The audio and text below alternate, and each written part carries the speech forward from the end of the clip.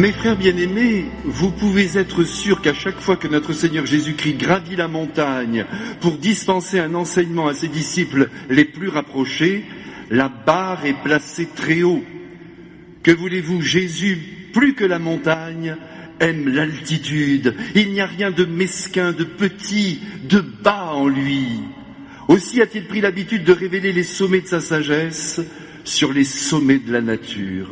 Il y a quelques instants, car nous vivons toujours en direct les paroles que Jésus a prononcées il y a 2000 ans, et oui, sa parole étant éternelle, elle est toujours actuelle. Il y a donc quelques instants, il vient de proclamer les béatitudes sous les yeux éblouis et quelque peu perplexes de ceux qui ont mis toute leur espérance en sa personne. Je pense en effet très sincèrement que les apôtres, quand ils ont entendu que les pauvres, et ce n'est pas là une classe sociale, mais l'ensemble de tous ceux qui souffrent d'une manière ou d'une autre, ils ont entendu que les pauvres étaient le souci de Dieu, quand ils ont entendu que les doux entreraient un jour dans le paradis de son Père, que ceux qui versent des larmes sont des chanceux parce qu'ils seront un jour consolés, que ceux qui pardonnent seront à leur tour pardonnés, que les persécutés hériteront du royaume des cieux, et par-dessus le marché qu'il faut être heureux de recevoir des crachats et même bondir de joie lorsque les insultes s'abattent sur un homme. Eh bien, je crois sincèrement que lorsque les apôtres ont entendu ce terrifiant programme de vie, ils ont tremblé en devinant ce qui les attendait. Ce programme qui semble être la charte d'une anti-réussite est en fait pour Dieu le chemin par lequel on parvient à la parfaite réussite de la vie.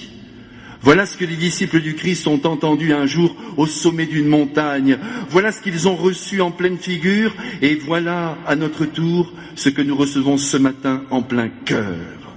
En vérité, mes frères, toute l'histoire humaine, avec en tête la vie des grands hommes qui se termine bien souvent par des échecs cuisants, mais aussi notre propre vie et ses choix plus ou moins bons, tout cela nous enseigne parfaitement qu'à chaque fois que nous choisissons la prétendue sagesse du monde, c'est-à-dire que nous vivons à l'inverse des béatitudes en proclamant « Heureux les riches, heureux les violents, heureux ceux qui rigolent comme des malades, heureux ceux qui sont injustes, heureux ceux qui ont le cœur dur et sec et qui ne se laissent attendrir par personne, heureux les hommes qui aiment les conflits, l'essentiel étant d'arriver au but fixé, heureux les planqués, les consensuels, les démagos, heureux ceux qui sont adulés par tous. » Eh bien, mes frères, un jour ou l'autre, à vivre de cette manière anti-humaine, les fruits s'avèrent mauvais, même si apparemment quelques victoires sont venues émailler le parcours. Heureusement, mes frères, que Jésus est venu sur la terre pour nous indiquer le secret du bonheur et peut-être plus encore celui de la paix intérieure. Quand est-ce que nos pauvres caboches en seront convaincus ? Ce ne sont pas de petites victoires qu'il nous faut. Rien de pire que les petites affaires calculées à la petite semaine. Il faut voir grand, il faut voir haut. Il faut donc monter avec le Christ au sommet de la montagne et en redescendre en étant certain que toute la grandeur de l'homme réside uniquement dans sa puissance de bonté. Mes frères bien-aimés, quand vous avez devant les yeux un être bon, généreux, au regard brûlant de tendresse, prêt à se mettre en quatre pour aider celui-ci ou celui-là, quand vous percevez derrière les mots qu'il prononce et dans les gestes qu'il pose la farouche volonté d'aimer, vous êtes rendu au sommet de l'humanité. C'est dire que vous avez devant les yeux l'homme dans toute sa splendeur. Au diable les magouilleurs et les égoïstes, les prétendus fortiches au regard double. Mes frères, tous les jours, en nous levant et en prenant notre douche, en lavant notre corps, nous devrions nous engager à laver notre âme et ses intentions qui ne sont pas toujours droites, en choisissant par exemple une béatitude, une seule, une par jour, ça suffit amplement. Et en se shampouinant la tête, il faudrait se dire, aujourd'hui, je vais la vivre. Mais attention mes frères, il faut prendre cette décision en chantonnant. Et ça tombe bien parce que normalement dans sa salle de bain, on chantonne. Et de plus, les béatitudes ne sont pas une purge à avaler, à contre-cœur, mais un véritable nectar qui, une fois savouré, vient conférer à l'horizontalité de la vie la verticalité sans laquelle tout devient insipide. C'est donc entendu, mes frères, les béatitudes sont là pour nous rendre heureux. Il faut savoir s'en servir. Et surtout, ne croyez pas, je vous en prie, ceux qui à longueur de journée vous disent « Mais enfin, regarde, monsieur machin, madame bidule, mais regarde, ils n'ont pas beaucoup d'état d'âme, ils n'ont pas beaucoup de scrupules, ils avancent dans la vie magnifiquement, tout leur sourit, tout marche, toutes leurs affaires, oui, tout leur sourit. » Ah, mes frères, prenez garde à ces sourires, que la vie soi-disant leur octroie. Ces sourires pourraient bien se terminer en ricanement démoniaque. Qui s'élève sera abaissé. Personne ne doit oublier cette vérité. Le Christ l'a prononcé à plusieurs reprises et cela reste vrai en toutes circonstances. Cependant ici, ne nous trompons pas. Ce n'est pas parce que nous vivons des béatitudes qu'il va falloir se tenir reclus dans un petit coin de la société, la tête baissée, sans oser prendre la parole, se contentant de ce que l'on a, laissant les grands mener la danse. Attention, attention, le piège est là. Et c'est pourquoi Jésus, après avoir annoncé que l'humilité, la douceur, la miséricorde et l'acceptation des offenses sont les grandes vertus à honorer sur chaque seconde qui passe, notre Seigneur ajoute « Vous êtes le sel de la terre ». Et comme si cela ne suffisait pas, il monte encore d'un degré « Vous êtes la lumière du monde ». Mes frères, je vous l'ai dit en commençant, Jésus se promène sur les sommets. Et en comparant l'homme chrétien au sel, c'est un sacré hommage qu'il rend à ses enfants, dont vous êtes et dont je suis. En prononçant ces mots, je pense que notre Seigneur a voulu encourager le cœur chrétien, conscient que l'application des béatitudes réclamait une véritable mort à soi-même. Aussi, il donne du courage aux combattants de la foi en exaltant leur mission et leur responsabilité. Et les apôtres et les disciples, réunis autour de lui, en entendant cette folie, « Vous êtes le sel de la terre et la lumière du monde », ont dû frémir de bonheur, conscients désormais que le Christ attendait beaucoup de leur action et de leur témoignage. Et ce qui fut vrai pour eux, mes frères, ce doit l'être aussi pour nous, car nous sommes à proprement parler, je le redis, le sel de la terre. Certaines versions du texte biblique ont préféré au mot terre le mot pays. Vous êtes le sel du pays. Et je vous avoue que moi qui aime la France comme vous, je l'espère, en ces temps troublés, cette version me réjouit. Ce matin, je la choisis donc et je vous dis, chrétiens, vous êtes le sel du pays. Ici, laissez-moi vous rappeler ce que vous savez parfaitement, à savoir que le sel se trouve à la fois dans les profondeurs de la terre, à l'état de roche, mais aussi à la surface du sol. Et comme le Christ le sait, puisqu'il sait tout, il nous dit au fond, vous ne pourrez répondre à mon désir de voir ma sagesse se répandre dans tous les cœurs humains que si celle-ci se trouve au plus profond de votre être et en même temps en surface. Car il faut que ma sagesse vous habite, qu'elle émerge aussi. Il faut qu'on la voie, qu'on la goûte à travers votre présence, à travers vos choix, vos actes et vos paroles. Il faut donc, mes frères, si nous suivons le Christ, pour devenir le sel de la terre, car on ne l'est pas le sel, on le devient. Il faut faire descendre très profondément en nous l'esprit des béatitudes.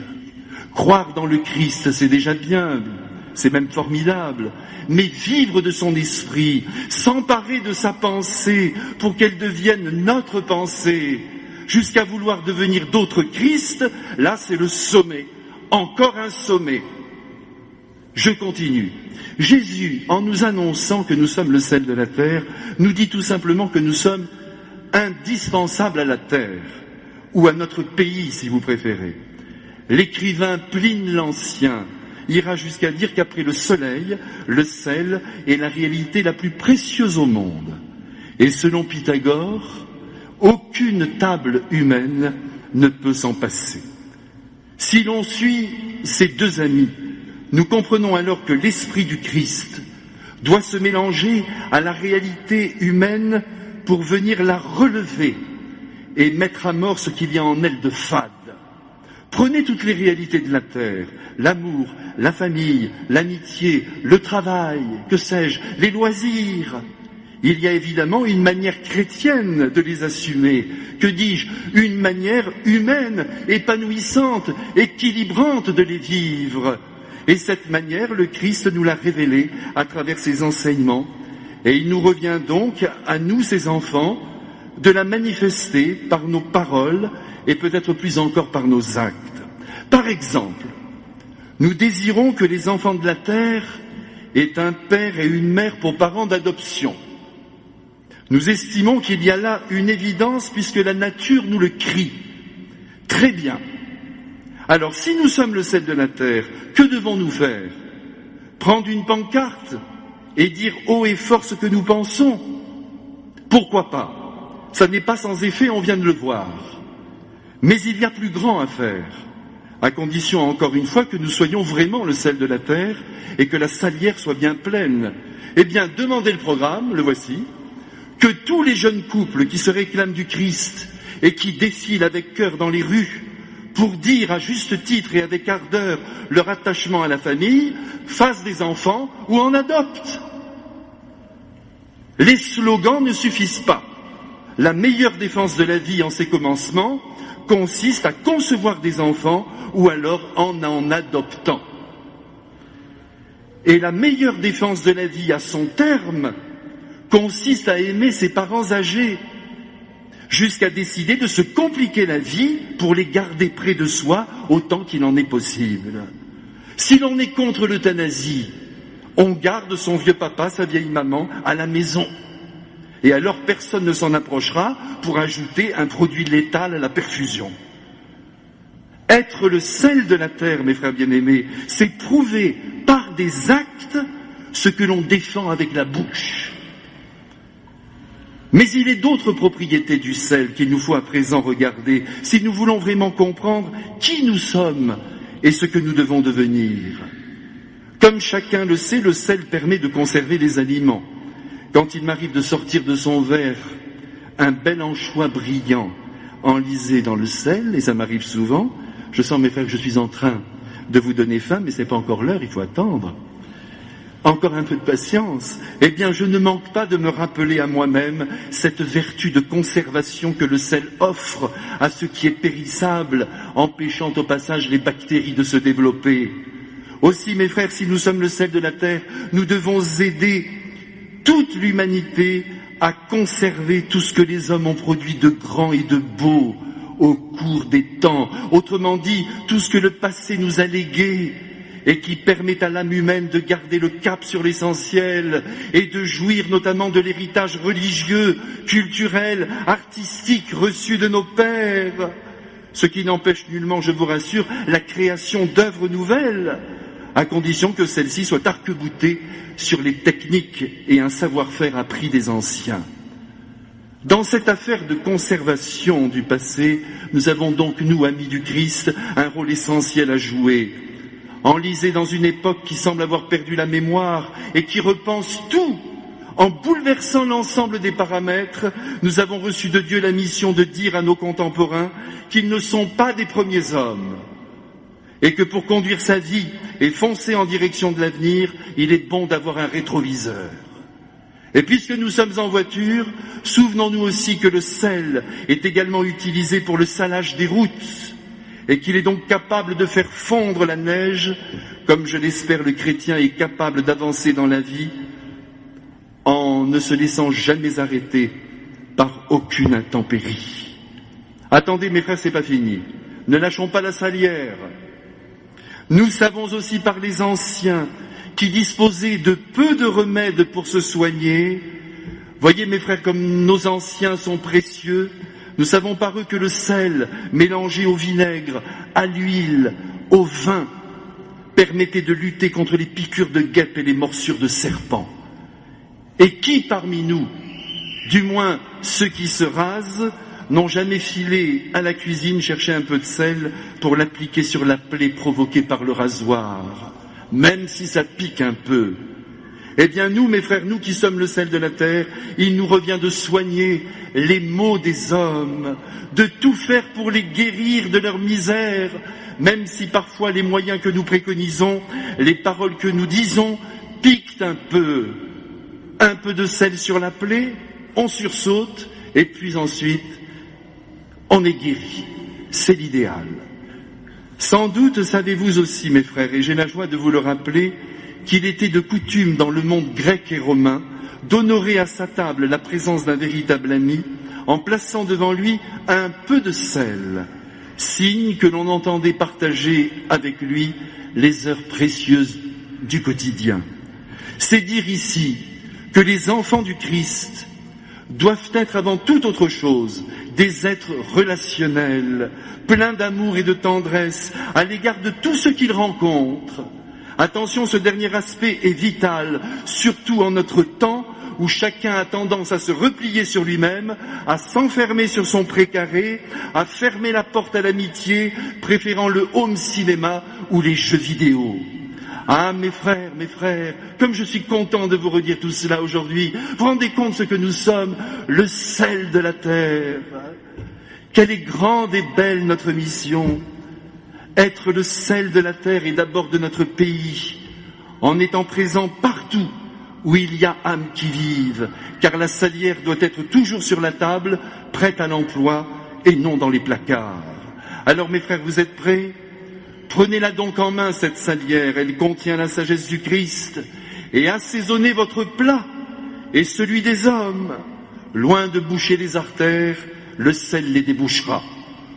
Reste la lumière, puisque nous sommes aussi la lumière du monde, mais ce sera bien sûr pour une autre fois. Amen.